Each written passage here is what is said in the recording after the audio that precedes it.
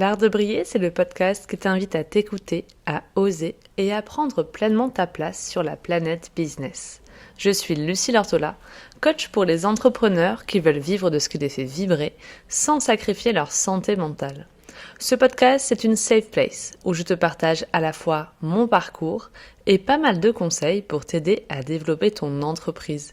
Que je parle de mes joies, de mes problèmes ou de tes problématiques, l'objectif c'est avant tout que l'on passe un bon moment ensemble. Aujourd'hui, on se retrouve pour un épisode qui va, je sais, beaucoup vous plaire.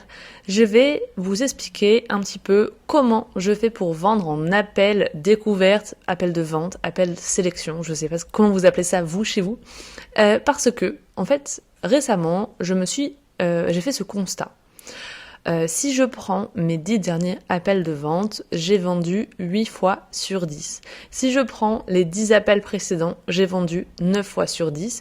Et si je prends les 10 appels encore d'avant, j'ai vendu 7 fois sur 10. Donc ce qui fait qu'en moyenne, je suis pas très très bonne mathématicienne, mais j'ai un taux de conversion de 80% sur mes appels de vente. Et on dit souvent qu'un bon taux de conversion en appel de vente, c'est 50%. Donc, j'ai plutôt un avantage par rapport à ça. Et j'ai analysé ça. Comment ça se fait ? Donc, évidemment, aujourd'hui, je vais vous partager ça. Si jamais ça vous intéresse, bien sûr. Et aussi pour vous dire que c'est pas parce que je suis une excellente closeuse, c'est pas parce que j'utilise des méthodes de vente un peu forcing, etc. C'est vraiment rien à voir avec ça. Donc voilà, cet épisode va vous parler si vous n'avez pas envie de faire de l'acharnement, de mettre la pression aux gens ou de les culpabiliser. Ce n'est pas du tout ma méthode. Voilà, juste qu'on soit clair là-dessus. Ok, donc comment est-ce que 80% de mes appels de vente se transforment en vente sans manipuler des gens et sans forcer. En fait, il y a un truc qu'il faut que je vous dise, c'est que si mes appels de vente vendent, c'est parce que tout se joue avant l'appel. Et je vais vous expliquer comment ça se fait. Il faut en fait vous rendre compte que si aujourd'hui vos appels ils ne se convertissent pas, si vous avez du mal à ce que les gens ils comprennent un petit peu ce que vous faites dans votre appel, donc quand vous parler de votre offre, ou alors s'ils ont plein d'objections, c'est sûrement que ce qui s'est joué avant n'a pas été très bien fait. Le problème en fait, c'est pas ce que vous avez dit durant l'appel, mais c'est souvent ce qu'il s'est passé avant ça. Il y a un truc qui n'a pas matché.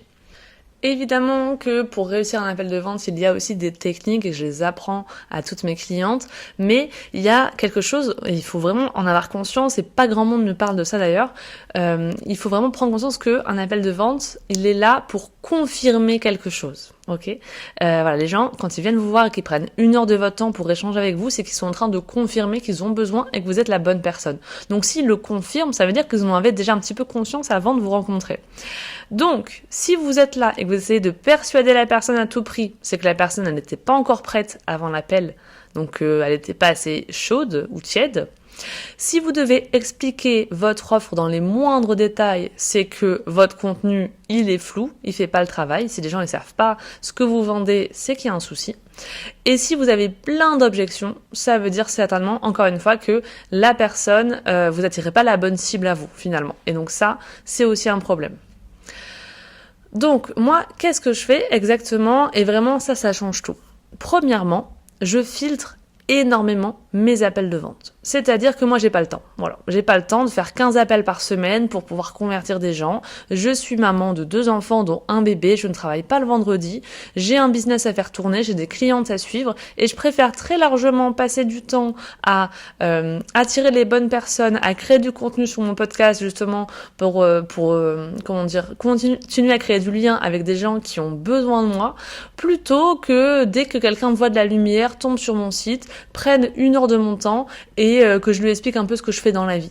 Je vous le disais dans un épisode il y a pas longtemps, une des personnes me contacte grâce à mon SEO et me dit voilà, je veux me faire accompagner machin. Quand je commence à lui parler un peu de ce que je fais et qu'elle voit mon tarif, elle dit ah non, attends, moi j'ai pas le luxe de me faire accompagner, mais bon, si tu veux, on peut quand même en parler lors d'un appel. Mais j'ai pas le temps en fait, moi. Non, tu te sens pas le besoin, tu penses pas que c'est le bon moment, tu penses pas que c'est un investissement fait pour toi. Je vais pas venir te convaincre pendant 1 heure, c'est pas mon une histoire. Donc, moi, ce que je veux dans mes appels de vente, c'est de la qualité et pas du volume. Je veux pas faire 10 appels pour essayer de convaincre quelque chose de je ne sais quoi. C'est pas du tout ma méthode. Moi, ça me prend de l'énergie d'aller en appel de vente, même si j'adore ça, j'adore vous rencontrer. Mais par contre, il faut qu'il y ait déjà un minimum d'engagement. Donc, c'est ça surtout la clé. Il faut qu'il y ait déjà un minimum d'engagement. Du coup, j'ai mis en place un formulaire de candidature pour tous mes services. Et donc, ce formulaire, c'est un filtre. C'est-à-dire que moi déjà ça me permet, je déteste arriver en appel de vente et les gens je sais rien sur eux. Donc ça me permet de savoir c'est quoi le parcours de ces gens, pourquoi est-ce qu'ils arrivent là devant moi, pourquoi c'est maintenant qu'ils ont envie d'agir, parce qu'il s'est certainement passé beaucoup de choses avant, c'est quoi leur problématique actuelle et l'offre qu'ils ont en tête, est-ce que c'est la bonne, parce que des fois c'est pas la bonne. Moi ça me permet aussi de ressentir un peu la personne avant même qu'elle arrive. Ça me permet de ressentir aussi la motivation. C'est-à-dire qu'il y a des gens, donc déjà si tu remplis pas ce formulaire de candidature, il y a peu de chances que je maintienne l'appel de vente. Mais bon. Et ensuite, des fois, il y a des gens qui vont faire des mono-réponses, des monosyllabes, alors voilà, donc il y a des gens qui vont faire des pavés de texte avec 500 mots par question, et là, mais moi, c'est mon bonheur, merci à ceux qui font ça, parce que j'aime justement, plus j'ai de matière et plus j'arrive à analyser un peu. Et il y a des gens, ils vont dire, moi, voilà, je suis coach business, depuis, voilà, je suis entrepreneur depuis 9 ans et je suis coach business, point. Mon problème, c'est que j'ai pas assez de visibilité, point. Et en fait, il ressent énormément comme ça de est-ce que j'ai envie ou est-ce que j'ai pas envie. Est-ce que ça me convainc, est-ce que je suis en train d'être vraiment engagée dans le processus de me faire accompagner ou pas. Et du coup, voilà, moi, ça me permet de filtrer ça. Je filtre aussi avec le formulaire de candidature, mais pas seulement. Là, je vais encore plus loin. Là, par exemple, pour mon service individuel, cette année, j'ai encore moins de temps. Ce service, je l'ai déjà vendu, je sais pas, peut-être que maintenant, je l'ai vendu 20-30 fois. Donc mon accompagnement individuel, je reçois tous les mois des demandes pour se faire accompagner. Donc autant vous dire que j'ai une liste d'attente et je peux pas prendre 15 appels de vente par semaine, encore une fois, ou même par mois, pour ce service, parce que j'ai très peu de temps. Et donc, ce que je fais, là, quand je reçois des demandes maintenant, je prends le temps de savoir est-ce que la personne, elle pourrait être adaptée, je lui fais remplir le questionnaire, et au-delà de ça, je lui envoie les informations avec le tarif dedans. Et je lui dis, regarde bien tout ça, si ça te parle, on prend rendez-vous, et surtout, l'investissement financier que ça demande, si ça te parle pas, aucun souci, moi je me vexe pas, et tu peux continuer à faire ton petit chemin et comparer les autres offres. Ça me permet du coup que les gens, en fait, quand ils viennent en appel de vente, et ça peut être très contre-productif, parce qu'il y a des gens qui vous disent surtout, il ne faut pas que les gens ils connaissent votre prix avant, machin, etc. Moi, j'en suis à un stade où en fait, j'ai pas de temps à perdre avec des gens qui n'ont pas le budget à investir dans un accompagnement. Donc, comme je préfère la qualité des appels à la quantité, je filtre notamment en annonçant le prix dès le départ. Et donc ça, pour moi, c'est un filtre ultra fort aussi. Donc, à la fois ce formulaire de candidature qui doit être rempli avant et le filtre de souvent je te balance le prix avant pour voir un peu comment tu réagis, normalement, ça aide à montrer si les gens ils sont prêts à passer à l'action vraiment. Et donc, ça fait que les gens qui viennent, en général, ils sont déjà quasiment convaincus. En plus, moi ce que je constate, c'est que plus tu montres que tu es sélectif dans tes appels de vente, et plus les gens, en fait, ça crée du désir. Parce que c'est comme, j'allais dire les sacs de luxe, hein. Mais en fait, si t'as la porte ouverte à toutes les fenêtres, que t'as des appels moi je vois des fois les gens, ils ont leur Calendly, t'as une possibilité de passer le jeudi à 13h, 13h30, 14h, 14h30 jusqu'à 19h, puis le lendemain toute la journée. Il y a un moment donné, en fait, tu montres aussi que t'es une usine ouverte non-stop et que tu es prête à tout pour travailler. Pour le coup, d'ailleurs, moi j'ai vraiment pas le temps, mais essayez d'avoir comme ça des plages horaires dans votre semaine qui sont assez réduites et de pas tomber sur la première opportunité de vite, j'ai plein de possibilités pour te faire travailler avec moi, parce que ça met pas les gens dans la même posture aussi, le prospect en face. Donc voilà. Deuxième chose. Pourquoi est-ce que j'arrive à vendre au-delà de ça? C'est qu'aujourd'hui, mon contenu, il fait 80% du travail. Et voici ce que j'aimerais vous dire par rapport à ça. Quand une personne arrive en appel de vente avec moi, elle sait déjà qui je accompagne comme type de personne, ce que je propose exactement, tous mes services, l'énergie que j'ai, Ma façon de travailler, ma méthode, ce que je n'accompagne pas et mes tarifs. Voilà, elle sait déjà tout ça. Donc elle n'est pas en train de découvrir qui je suis, pourquoi, comment, etc. Parce que aujourd'hui, que ça soit sur mon compte Instagram, mais aussi et surtout sur mon podcast, on sait quand on m'écoute régulièrement à qui je m'adresse, pour qui ça n'est pas destiné, ce que ça change concrètement dans la vie de mes clientes. Il y a de la preuve sociale sur mon profil Instagram, il y en a aussi dans mon podcast, il y en a aussi sur mon site. Il y a de la valeur, mon expertise. Je montre tous les jours, notamment à travers cet épisode-là, je vous donne des vrais tips, je vous donne des conseils, de la valeur gratuite. Et donc ça aide aussi à se dire, ok, cette personne, elle est capable de m'aider, elle a les épaules pour me donner des conseils et des choses que je ne sais pas. Parce qu'elle, tous les jours, quand je l'écoute sur son podcast, elle m'apprend des choses. Donc je pense qu'elle pourrait peut-être m'apprendre encore plus.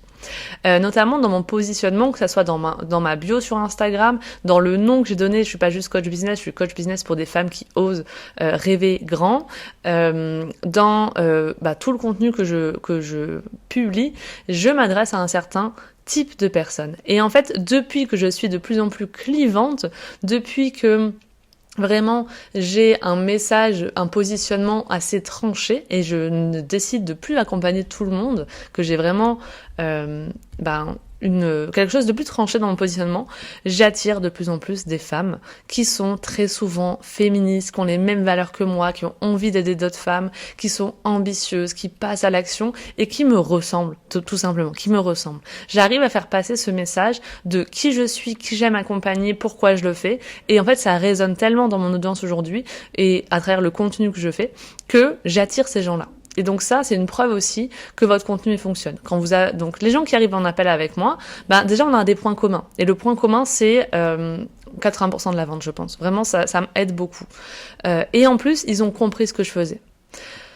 Donc ça, c'est aussi une des clés. Est-ce que vous arrivez aujourd'hui avec votre contenu à ce qu'on comprenne qui vous accompagnez, pourquoi vous faites ce que vous faites, pourquoi vous êtes la meilleure sur votre domaine, alors sans dire je suis la meilleure, etc., mais d'expliquer c'est quoi votre méthode à vous, pourquoi est-ce qu'on doit aller chez vous plutôt que chez quelqu'un d'autre, et quels résultats vous apportez. Tout ça, il faut que ça soit clair, et n'ayez pas peur de le répéter.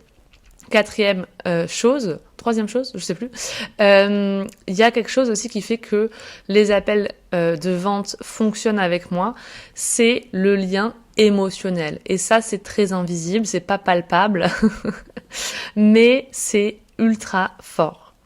Aujourd'hui, je pense que là, dernièrement, 100% des personnes que j'ai eues en appel de vente m'ont dit « Écoute Lucie, je t'ai écouté sur le podcast et j'adore ton énergie, t'es un de mes podcasts préférés, je t'écoute tous les jours. » Qu'est-ce que vous pensez que ça peut changer dans la vie des gens si ils consomment votre énergie, votre façon de penser et vos conseils tous les jours de leur vie? Évidemment que dès qu'ils proposent quelque chose, ces gens-là, au bout d'un moment, t'as peut-être envie d'aller plus loin avec cette personne parce que tu te dis, tiens, elle m'a déjà apporté gratuitement. Donc, oui, peut-être que cette personne, si je partage sa vision, des fois, vous n'êtes pas obligé. Enfin, peut-être que il y a des gens qui ont écouté le podcast qui ont détesté. Et ces gens-là existent, heureusement. Mais si ces gens-là, ils prennent ce parti de dire, tiens, en fait, j'aime bien ce que cette personne, elle partage.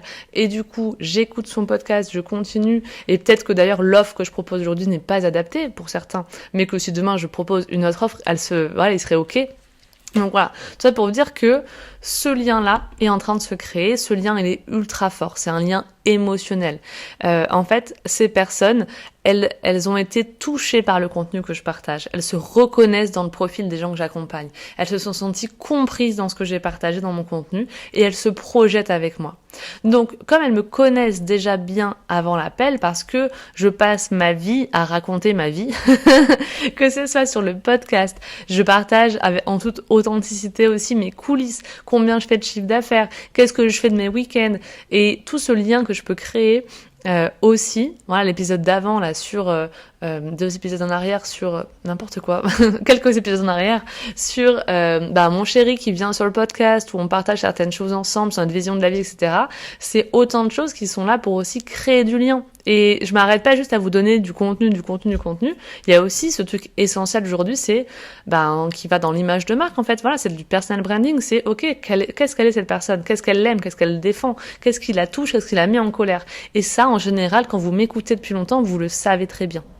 Et donc, ça permet aussi de rendre cette connexion ultra forte et que quand les gens arrivent en appel, ils savent déjà à qui ils ont affaire. Et comme ils me connaissent déjà, en fait, l'appel, ça devient, finalement, la vente, ça devient presque une évidence parce que, pour moi, la plupart des gens, quand ils me disent, je t'ai écouté sur le podcast, j'aime bien ce que tu fais, derrière, il y a toujours, je sais que je veux me faire accompagner par toi. Voilà. En fait, ils arrivent, ils sont déjà convaincus. Moi, j'ai rien à faire. J'ai rien à leur dire de plus. Je dois, répondre à 2-3 questions et c'est fini. Il n'y a pas d'objection parce qu'en fait, ils sont convaincus au fil des jours.